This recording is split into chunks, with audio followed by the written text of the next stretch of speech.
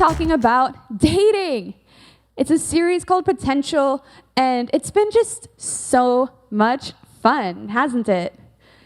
But since we're talking about dating, do you know anyone who just can't see red flags?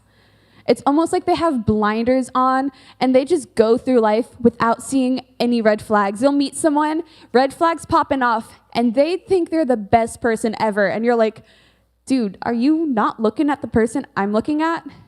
Wild.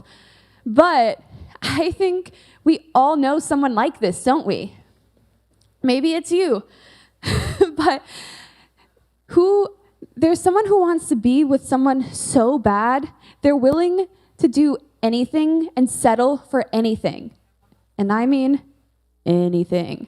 They usually say stuff like, but they've changed, or this is true love. They would never hurt me like that.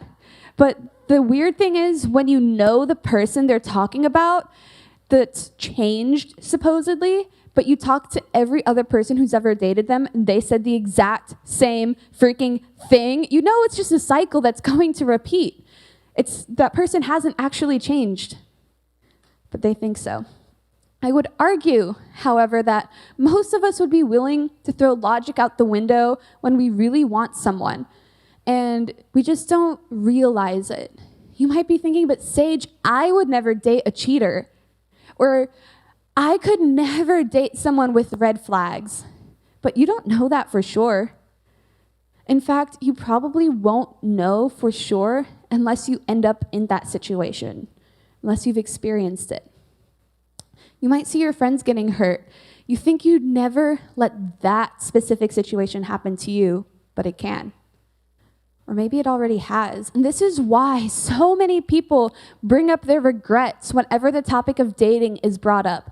It seems like everyone you talk to has at least one regret, if not many stories. And they don't have regrets because dating itself is bad. Okay, dating isn't bad. In fact, dating in high school can be a good thing, and I hope that it is a good thing for you. And applying what we talk about today will help it to be a good experience. But sometimes the emotional entanglement of a relationship makes it difficult to see clearly. This is why they say that all red flags just look like flags when you have rose-colored glasses on, because the positive feelings about that person can make it difficult to actually see and address the problems. Sometimes we want to be in a relationship so bad, we find ourselves making choices we wouldn't make otherwise. These situations lead us to making choices that we end up regretting. Although we can see when it's happening to other people, we often struggle to see it in ourselves. Every situation feels different when you're the one in it. It's different when you experience it versus when you're just watching it happen to someone. It's not nearly as obvious. But that doesn't mean it's impossible to make wise choices when it happens. We talked about wise choices last week. Today, I want us to read the story from Scripture together, but as we read it, I'm going to challenge us to look at it in a different way. I want us to really see the whole picture and see what we can learn from it. So it might be different, but this is the story, or a story about David, and he was the most famous king in Israel. And this is the same David that went up against the giant Goliath and, threw the stone at his forehead and chink, giant fell over. He won that battle. It's crazy. And there's so many stories about him in the Bible. You've probably heard most of them, if not all already. But in addition, David was described by God himself as a man after my own heart. God was gassing up the homie David big time. He couldn't say anything negative about him. I mean, probably could after this story, but still, David had his downfalls, even with God gassing him up, and we're going to read all about his biggest L today. For context, the story we're reading today took place during a war with one of Israel's biggest adversaries, the Ammonites. When this story takes place, anytime a nation went to war, the king would usually go fight with his men. But David decided, I'm going to sit this one out. Y'all go have fun. And during this war, he had his men fighting for him, and he just stayed at home in his nice fancy palace. We can read 2 Samuel 11:1. In the spring of the year, when kings normally go out to war, David sent Joab and the Israelite army to fight the Ammonites. By making this decision to stay home, David was essentially communicating to his people, you guys go take care of the hard stuff for me. I'm good. I'm gonna be back here. And this is just the beginning of a string of bad decisions. You thought that was kind of a jerk move? It just keeps going downhill from here. Because one afternoon, David was walking around on his roof. He lived in a palace with a view, okay? This man was king. He had the best palace, the best view of everything. Maybe a little too good of a view, because he's chilling. He sees this beautiful woman bathing on her rooftop, and clearly David didn't know about bouncing his eyes, because if he did, he would have just looked away. But no, this man kept looking. And he not only looked, he partook, okay? And bathing on the rooftop might seem weird to us today. Like, why would you put a bath on the roof and get naked up there? That's weird. But back then, they didn't have the plumbing that we had, so the rooftop caught all the rainwater in the bucket. So that was the most logical place for them to be bathing. But the thing is, even if it was normal to bathe on the rooftop, David should have never been on his palace rooftop in the first place. He should have been fighting in the war. The most dangerous place you can be is any place you should have never been in the first place. Back in that culture, the king got whatever he wanted, and he wanted her, no matter what. And the most dangerous place you can be is any place you're not supposed to be. The most dangerous person for you to be with is any person you should have never been with in the first place. I'll explain. David sent his men to find out who this beautiful woman is, and this is their response. 2 Samuel 11:3. She is Bathsheba, the daughter of Eliam and the wife of Uriah the Hittite. And this messenger wasn't just getting this woman's information so David could just slide into her DMs. No, he told David who this woman was to let David know, this is someone's daughter. This is someone's wife. This is not someone you should be pursuing. His judgment was clouded by his hormones and his desires. He didn't care about that. He wasn't thinking at all about honoring people or respecting others. He was clearly abusing his power here. If Bathsheba wanted to say no, she couldn't have. David was the king, after all, and we can see that David was making assumptions. The first assumption he made, I'm an exception to the rule. He thought, sure, this looks bad if other people do it, but this is how I feel about the situation. If other people knew how I felt, they would do the exact same thing. If other people were in this situation, they would do the same thing, because my situation is different. It's not the same as other people. He made the exception, what I want isn't that bad. All I want is a beautiful woman that's bathing on the rooftop, just gonna, slide in, tap that a bit, and it'll be fine. No harm, no foul. No one has to know. It's not that bad, really. And then the next assumption he made is, I can deal with whatever happens as a result. He's going to make his choice, and whatever happens afterward, I can deal with that. It'll be fine. But the problem is that David starts to believe he's an exception to the rules, and maybe as king, he can get away with it, all right? But even being king didn't excuse him from having to face the consequences of his actions. No matter who you are, every action has consequences, and those consequences are very real. And David could have stopped right here after this. He could have realized, I'm doing something I shouldn't be doing. I should stop before it gets worse. And if he did that, nothing would have gotten any worse, and that would have been the end of the story. But he keeps going. It gets worse, okay? He finds out that she's pregnant with his child, so he calls her husband Uriah home from war, hoping Uriah would sleep with his wife and that everyone would assume that he was the father, not David.